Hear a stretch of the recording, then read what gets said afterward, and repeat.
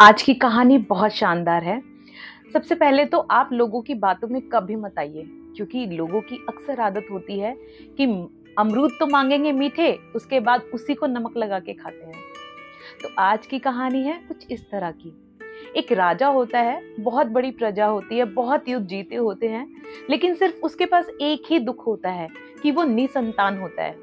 बहुत यज्ञ करता है, हवन करता है, सब करता है, लेकिन उसके घर में किलकारी नहीं गूंजती है। कुछ सालों के बाद उसके घर में एक किलकारी गूंजती है और एक बहुत सुंदर राजकुमार जन्म लेता है।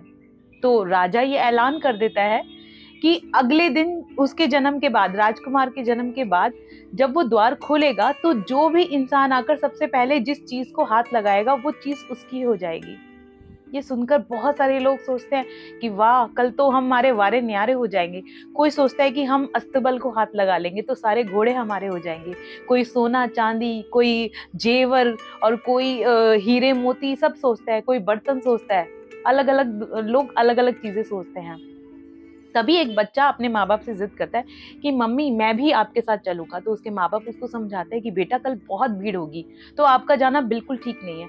लेकिन वो बच्चा बिल्कुल भी नहीं मानता है और वो साथ में निकल जाता है। ऐसा ही होता है। सुबह होती है और बहुत सारी भीड़, पब्लिक, जब पब्लिक के लिए दरवाजे खोले जाते हैं, पब्लिक एकदम उस द्वार के अंदर एंटर होती है और अपनी अपनी चीजों को टच करना शुरू कर देती है और चिल्लाना शुरू कर देती है, आपसे आज से मेरा हुआ, आज से मेरा हुआ। तभी बच्चा भागता हुआ राजा के सिंहासन पे जाके पहुंचता है और वो सीधा राजा को हाथ लगा देता है और कहता है कि आज से राजा मेरा हुआ। और वो कहता है कि आज से राजा मेरा हुआ यानी प्रजा भी मेरी हुई, सब सामान भी मेरा हुआ। इस कहानी से हमें जो शिक्षा मिलती है वो मिलती ये है कि जब आपसे आप कुछ मांगना चाहें तो चीजों को मत मांगो, सीधा भगवान को ही मांग लो।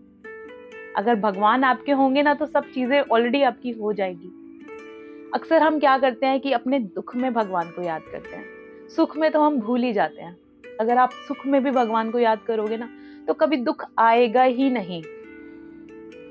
अगर आपको मेरी कहानी पसंद आई हो तो इसे अपने दोस्तों के साथ शेयर करना ना भूलिए और ऐसी नई कहानियां सुनने के लिए मुझे सब्सक्राइब कीजिए। धन्यवाद।